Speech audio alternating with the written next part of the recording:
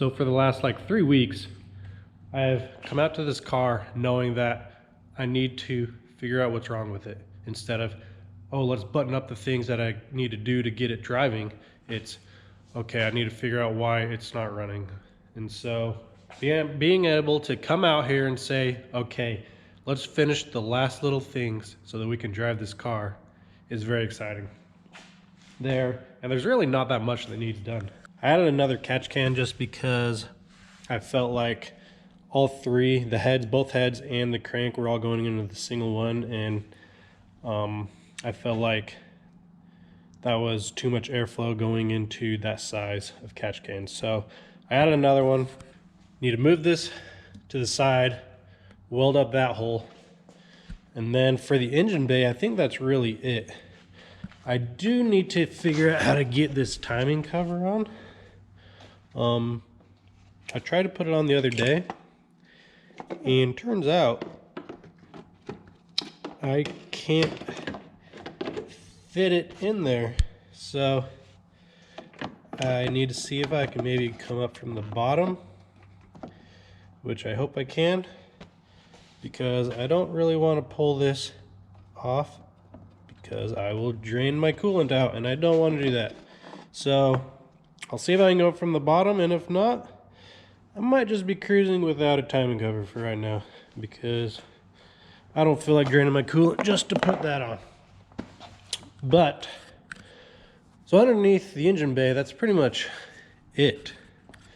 Everything is working, I believe. Then on the front, all I really need to do is check the tie rods and make sure they're bolted tight. I don't remember if I tightened them.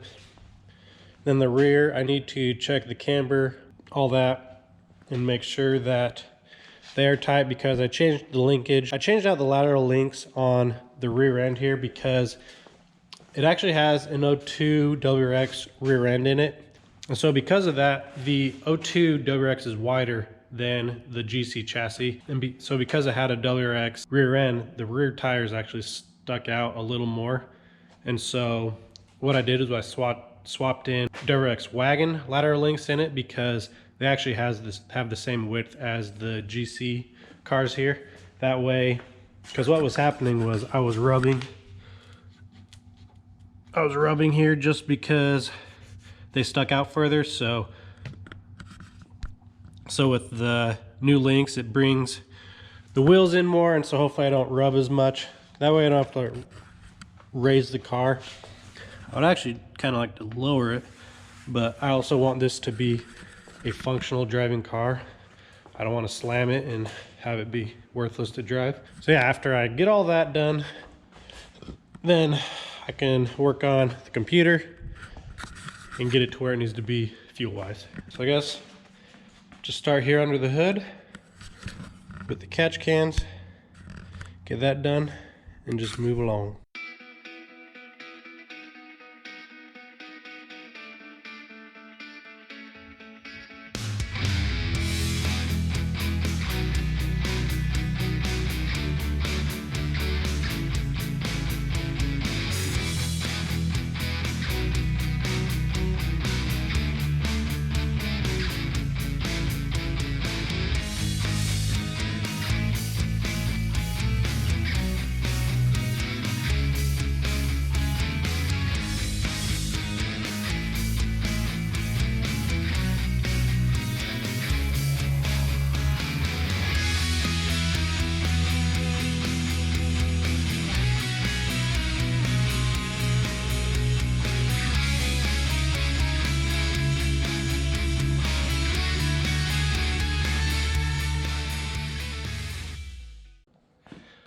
Well guys, I think I am actually ready to give the old GC a test drive.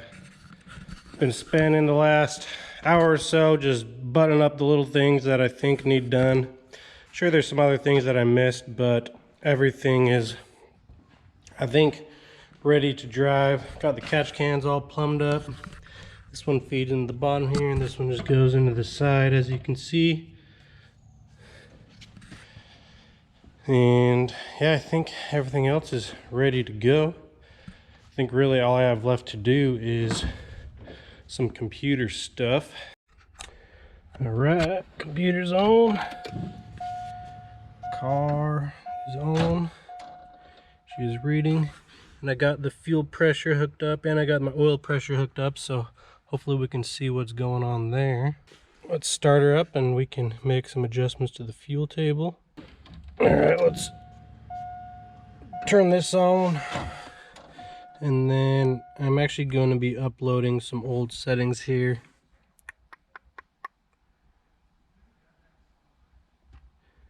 Just because I'm going to try and make it so that I can use a lot of this VE table. When I was starting it before, I was adding a bunch of fuel down here just because I didn't have the settings quite right, I think. And so I'm actually going to increase the required fuel. So I have it. So I think just because of the bigger intercooler piping and the bigger throttle body, actually, that the engine's getting more air. So I need to actually give the engine altogether more fuel, which is a good thing. I was hoping that I wasn't gonna have to pull fuel, because that means that I restrict the engine more down. But the bigger throttle body actually gave it more airflow, which is good. And so I'm gonna add fuel to it. Hopefully I can add it in the required fuel, and then that'll make it so I won't have to make much adjustments to the VE table. But we'll see. That way I can drive around with it at a safe AFR and not have to worry about tuning it too much before I take it to get tuned. But we'll see if my theory is correct. Alright, changed the settings there. I guess let's try and start it and see what it's at fuel wise.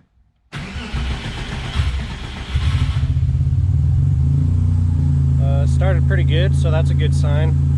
Looks like it's running a little lean. Oh, no, added some fuel. So we're actually not in too bad a shape.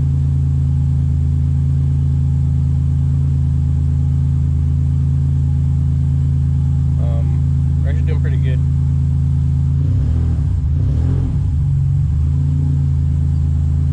So we're just gonna let her warm up, and then we can hopefully give her a drive if everything's going good. Well, she has all warmed up, been running good. I think the fuel is somewhere where it might be okay to drive. So,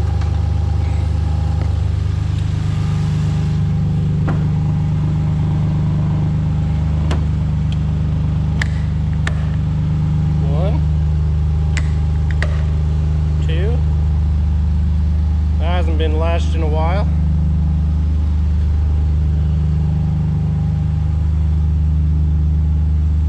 Unplug the computer. She is free.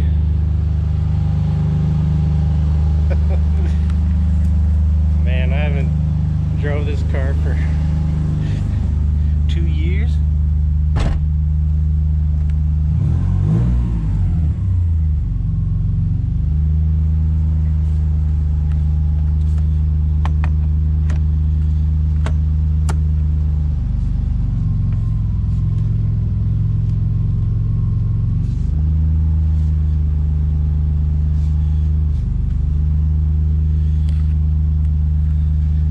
Seat forward a little bit.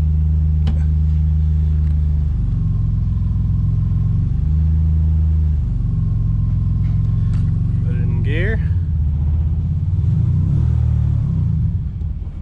Well, driving.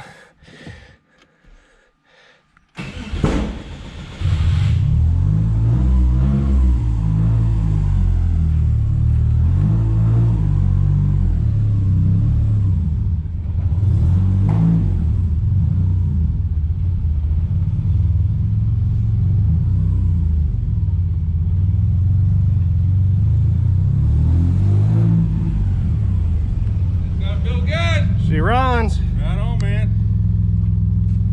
Have fun. Yeah, we'll see. Call me if you need towed. Yeah. Might.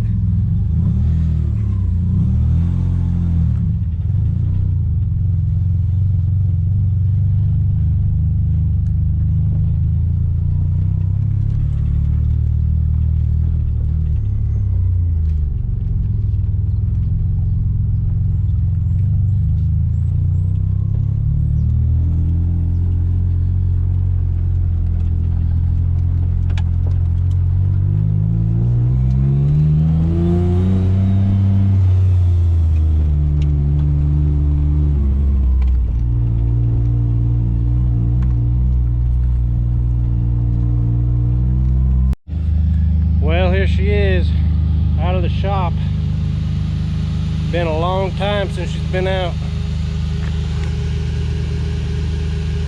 Doesn't look like she's leaking anything. Fans are turned on, so that's a good sign.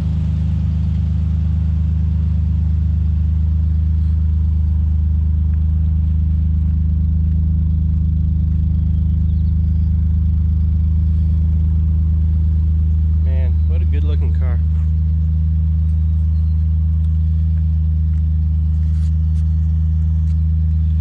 Man, I can't believe it's out. It's crazy.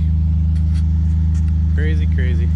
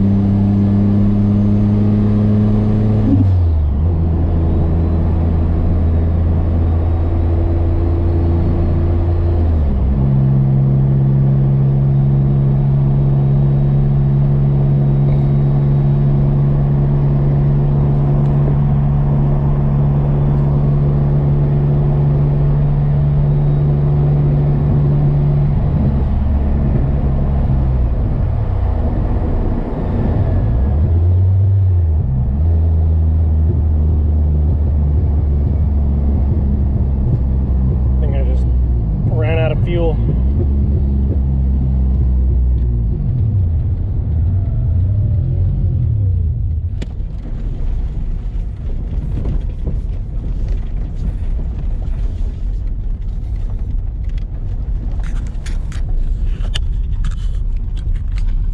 Well, I think I may have just ran out of fuel,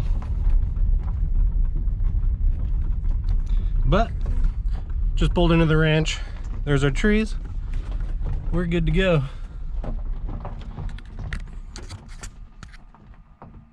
And she's dead.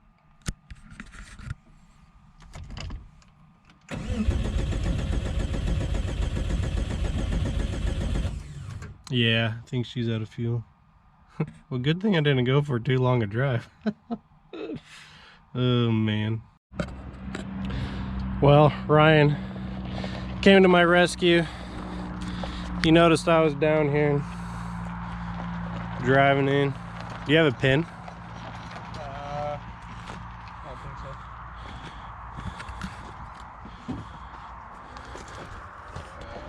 so. There's some way of... Use a screwdriver.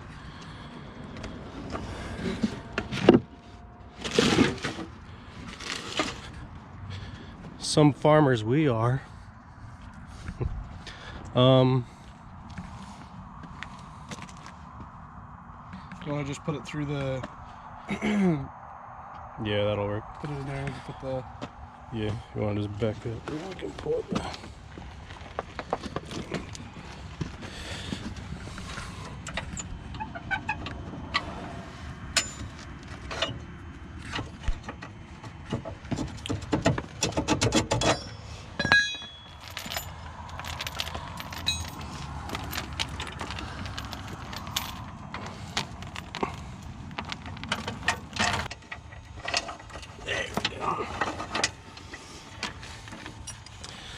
All right, should keep it low enough that it shouldn't rip off my bumper.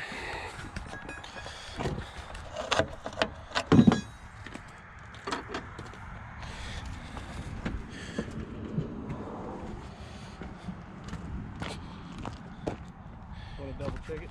This is the chain. Yeah, maybe go. Yeah, it should be good.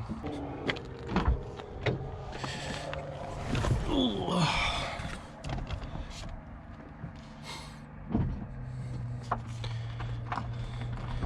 Well,